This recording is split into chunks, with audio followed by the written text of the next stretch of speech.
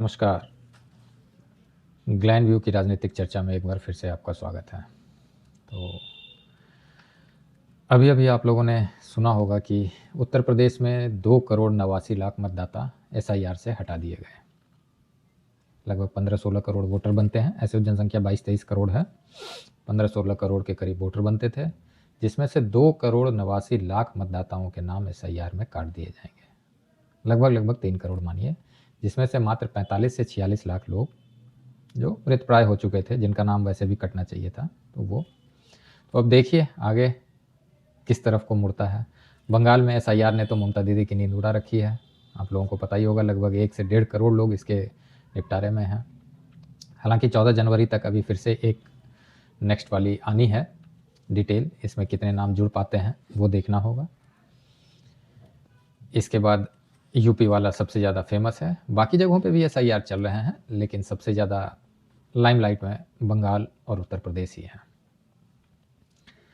7 फरवरी को बंगाल में निर्णायक एसआईआर आ जाएंगे, जो फाइनल लिस्ट होगी, और इसके बाद 15 अप्रैल को महामहिम गृहमंत्री अमित शाह जी ने घोषणा कर दी है कि सरकार का गठन हो जाएगा। तो उम्मीद कीजिए ये 7 फरवरी से 15 अप्रैल के बीच में, मार्च के महीने में ही चुनाव करा लिए जाएंगे। अब आता हूँ दूसरे टॉपिक पे, जो बहुत ही सनसनीखेज है। उमर खालिद और शर्जील इमाम की फिर से बेल रिजेक्ट कर दी गई है। क्यों कर दी गई? अब लोग तो पीछे पड़े थे कि भैया 5 साल से जेल में ही हैं, हमारे उधर कोई डेरा सच्चा सौदा वाले बाबा को पैरोल पे पैरोल मिल रही। अरे भाई, इसे भी पैरोल दिया गया था बहन की शादी के लिए। पर आपके कर्म वैसे हों तभी तो, जब आप देश बांटने की बात करेंगे, देश काटने की बात करेंगे, देश में दंगे फैलाएंगे। आप लिटरली मान लो, दिल्ली दंगे में एकदम स्पष्ट रूप से इनका हाथ था, और ये पूर्ण रूप से प्रायोजित था। ऐसे ही नहीं 53 लोगों की जान चली गई, उसका जिम्मेवार कौन है?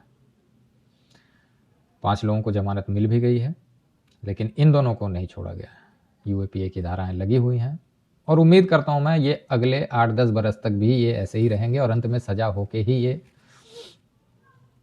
जिसने चिकन नेक काटने की बात की हो, जो भारत तेरे टुकड़े होंगे इंशाअल्लाह इंशाअल्लाह चिल्ला रहा था जेएनयू में, आप सभी ने देखा है, वो वीडियो देखा है, और आप इनकी मानसिकता से, पर ऐसी मानसिकता आती कहां से है? आती है इनके जड़ों से। अब देख लीजिए ये क्या है। दोनों बंदे अलग अलग रूप से देखिए। इसके पिताजी अब्बू जान उमर खालिद के, ये ममदानी से मिलने गए थे। ये सिमी के नेता रह चुके हैं। सिमी में नेता क्या, सिमी के कार्यकर्ता थे, जो आतंकवादी संगठन जिसे बैन किया गया, पता है आपको। मुस्लिम पर्सनल लॉ बोर्ड में हैं। तो इतने बड़े बड़े वकील इन्होंने किए हैं, ये सब सिस्टम के नीचे। अब दूसरे वाले का सुनिए, आईआईटी से पढ़ा है। भाई क्या पढ़ा है तू? ये देश दुनिया में नाम रोशन करने में लगे हैं आईआईटी से पढ़ के। लोगों का एक सपना होता है, माँ बाप आईआईटीएन बनो, आईआईटीएन बनो के पीछे भागते हैं, और तुझे बनने का मौका मिला तो फिर ये वही है। डॉक्टरों का अभी आपने हुजूम देखा ना, दिल्ली में जो लाल किला पे बम विस्फोट हुआ। ये मानसिकता इन्हें बचपन से इनके दिमाग में डाली जाती है। तो खैर, जैसा आप बीज बोएंगे वैसा ही फल पाएंगे। अभी और दुख झेलने बाकी हैं। जो देश काटने की बात करेगा, उससे किसी भी प्रकार की कोई सिंपैथी किसी को नहीं रखनी चाहिए। इन सब में एक बड़ी बात आप नोटिस करते रहना, एक पक्ष खामोश है, उसके मुंह से कभी भी कुछ नहीं निकलता, और वो पक्ष वामपंथी। अब देखो 2 घटनाएं हुई। वेनेजुएला में वामपंथी सरकार के राष्ट्रपति को उठा ले गया ट्रंप। उधर कोर्ट ने वामपंथ की जड़ें दोनों को बेल ना देके, और बेल ही नहीं, इन्हें बोला है कि अगले 1 साल तक बेल के लिए नहीं आना है।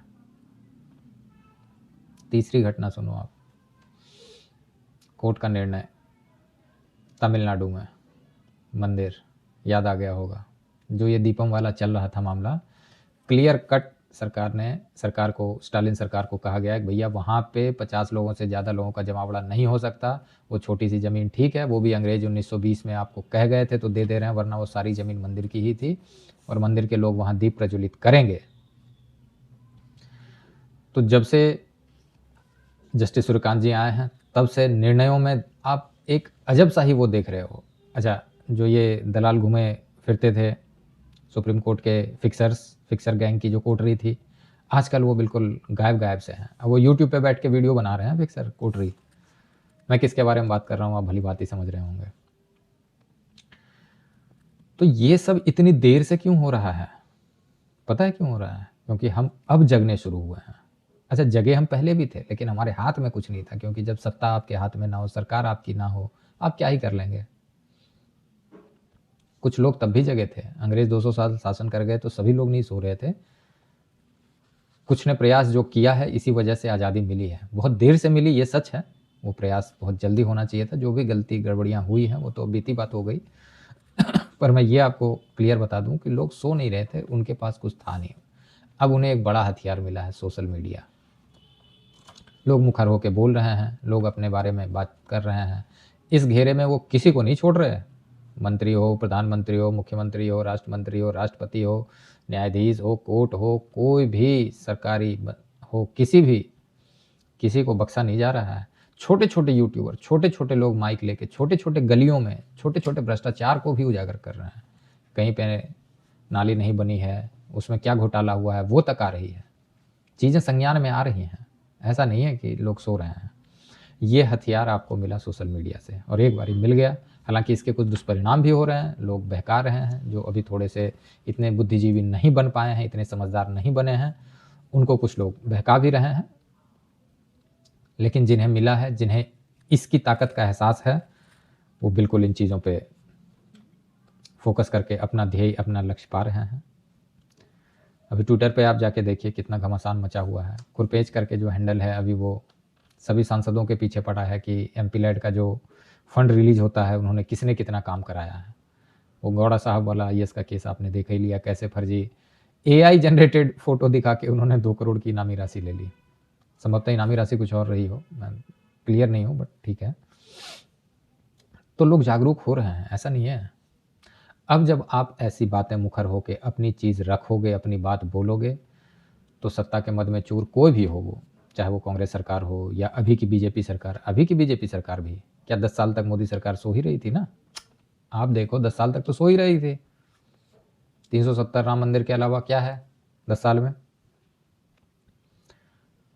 तो अब सिस्टम बदल रहा है, हालांकि अब भी बहुत सुधार होने बाकी है। अभी कल की घटना आप देखो, योगी जी 10 साल से लगभग 9-10 साल हो गए, 2017 से 9 साल हो गए मुख्यमंत्री बने हुए, अब भी बिजली चोरी की घटनाएं आ रही हैं मस्जिदों में, मदरसों में, और वहाँ से पावर स्टेशन बना के डिस्ट्रीब्यूट किया जा रहा है, लोगों से पैसे वसूले जा रहे हैं। कितना बड़ा ये क्राइम है, आप खुद सोच लीजिए। एक बंदा 2-4 मीटर की रीडिंग के पीछे पागल सा रहता है कि कभी कोई गलत कर दे, या आपके घर में कोई फंक्शन है, अगर कहीं आप कटिया लगा देते हो, उसमें भी डर लगा रहता है कि यार कोई बिजली वाला आ गया तो फंक्शन बंद हो जाएंगे, या अन्य तरह की चीज़ें होती हैं समाज में। आप ऐसे छोटी छोटी चीज़ों से डरे रहते हो, और ये बेधड़क बिजली पावर स्टेशन बना के लोगों से पैसे वसूल रहे हैं। तो अभी बहुत चीज़ होना बाकी है। एसआईआर की शुरुआत अब हुई है, बता ही दिया आपको। बंगाल में क्या चल रहा है, उत्तर प्रदेश में क्या चल रहा है। अब आता हूँ वेनेजुएला में क्या हुआ। वहाँ एक बंदा था ह्यूगो सावेज, उसने लोगों को अपने झांसे में लिया कि मैं आपको फ्री में पैसे दूंगा, फ्री में सब कुछ दूंगा, सारी चीज़ें फ्री, हमारे पास तेल का इतना पैसा। और वाकई में तेल है उनके पास, दुनिया में सबसे ज़्यादा तेल के भंडार उनके पास है, गल्फ कंट्रीज से भी ज़्यादा। और तेल ही नहीं, उनके पास सोना भी है अच्छा खासा, रेयर अर्थ मटेरियल जिसकी बात मैं कर रहा हूँ, सोना भी उसमें आता है। तो इसका भी उनके पास खदान है और सारी चीज़ें हैं। तो ट्रंप ने ऐसे ही हमला नहीं किया है। वो तेल तो ठीक है, तेल तो लेंगे ही लेंगे। हालांकि अमेरिका ने अपने अगले 30 साल के लिए तेल का रिजर्व बना के रखा हुआ है, सबसे ज़्यादा तेल रिजर्व अमेरिका के पास ही है। उसके बावजूद इसकी राष्ट्रपति को दिन दहाड़े उठा लेते हैं ये उनके कमरे से, और पत्नी सहित। पत्नी को क्यों उठाया भाई? क्योंकि वो फिर लोगों को भड़काने और उसमें वेनेजुएला में जन्म संग्रह करने लग जाएंगी, तो लोग उसके पीछे फिर लग जाएंगे। तो दोनों को उठाया है। हालांकि उठाना बहुत गलत है, ऐसे किसी देश के राष्ट्रपति को आप इस तरीके से नहीं कर सकते। हालांकि यूएन आंख बंद करके ही बैठा रहता है, सब आपस में अपना फैसला करते हुए। रूस यूक्रेन चल ही रहा है, आज 4था साल लग गया। अजरबैजान उधर अलग ही लड़ता रहता है। थाईलैंड कंबोडिया वाले अलग ही लड़ते रहते हैं, भारत अलग ही कूटता रहता है पाकिस्तान को। अलग ही नहीं, हालांकि उसकी हरकतें ऐसी हैं, पाकिस्तान की तो हरकतें ऐसी हैं, बट लड़ाई लड़ाई है। आज तक कश्मीर का मुद्दा नहीं सुलझा, यूएन में पड़ा ही है। अब हम 75 साल से 80 साल की तरफ बढ़ गए हैं, 2047 में हम 100 साल की हो जाएंगे।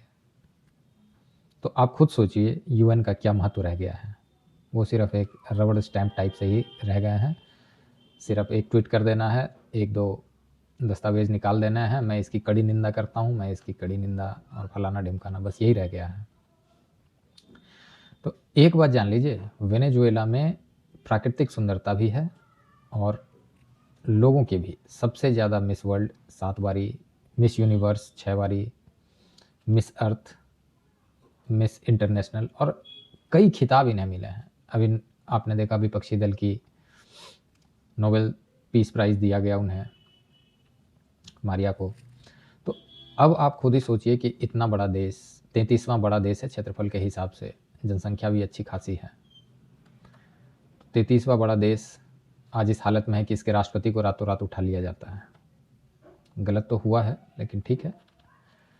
अब ये इतना कंगाल और इसकी अर्थव्यवस्था ऐसी हुई क्यों? ये फ्री बीज के चक्कर में, जो आज मोदी जी कर रहे हैं ना, 80 करोड़ लोगों को मुफ्त में राशन, ये धीरे धीरे बढ़ता ही जाएगा। आप देखो बिहार में अभी चुनाव हुए थे 10,000, पंजाब में अलग ही उन्होंने बोला मैं 5,000, उधर ममता दीदी अलग ही फ्री बीज के चक्कर में है। महाराष्ट्र में कौन सी लाडली बहना, मध्य प्रदेश में, महाराष्ट्र में भी था, झारखंड में आप देखो। अब इन सब चीज़ों की वजह से प्रदेश का ग्रोथ का इंजन ठप बैठ जाता है। कर्जे में है, अभी कर्नाटका देख लो, पंजाब देख लो, इतने कर्जे में है कि अभी अगले 10-12 साल 15 साल कर्जे से मुक्त नहीं होने जा रहे। बिहार भी कर्जे में है, छोटी मोटी नहीं, बड़े कर्जे में है। कैसे चुकाएंगे वही जाने। जितनी रकम उनको मिलती है जीडीपी और उस हिसाब से, वो सब ब्याज के खर्चे में ही चला जाता है। प्रदेश का विकास कहाँ से करेंगे? ये केंद्र की चीज़ें चल रही हैं तो आपको थोड़ा बहुत ये रोड और इंफ्रास्ट्रक्चर दिख रहा है, अदरवाइज़ कुछ ऐसा नहीं हो रहा। चाहे वो महाराष्ट्र ही क्यों ना हो, वहाँ भी तो फ्री बीज का ही चला। तो मेरा कहना है फ्री बीज कल्चर को कोई भी पार्टी हो उसे बंद करना चाहिए। अभी तो बंगाल चुनाव है, अभी आप देखो क्या क्या चीज़ें उसमें पार्टी घोषणाएं करती हैं। हाँ, ज़रूरतमंदों को आप दो, उससे मुझे गुरेज नहीं है, जो ज़रूरतमंद है, लेकिन ऐसा नहीं है कि 80 करोड़ लोग ज़रूरतमंद हैं जिनको मुफ्त के राशन दिए जा रहे हैं। अब आप देखो मज़दूर नहीं मिलते हैं, मैं ये नहीं कह रहा कि मज़दूर क्यों, अब उन्हें राशन पानी मिल गया, वो क्यों मज़दूरी करने आएंगे? खाना मिल गया, घर में आराम से सोते हैं। तो मेरा ये कहना है कि ठीक है, ज़रूरतमंद को दीजिए, पर साथ में उन्हें ये भी बताइए कि भैया ये तुम्हें इसलिए दे रहा हूँ कि साथ में कुछ रोज़गार भी करो। और कुछ लोग इसका अच्छा फ़ायदा भी उठा रहे हैं, उन्हें ज़रूरत थी, उन्हें खाना मिला, उनकी एक चिंता दूर हुई, वो दूसरे काम में लग गए तो आर्थिक उन्नति कर रहे हैं, लेकिन ज़्यादातर लोग नहीं कर पा रहे हैं। तो मेरा ये कहना है कि इस फ्री बीज कल्चर से और इसी वजह से ये बर्बाद हुआ वेनेजुएला।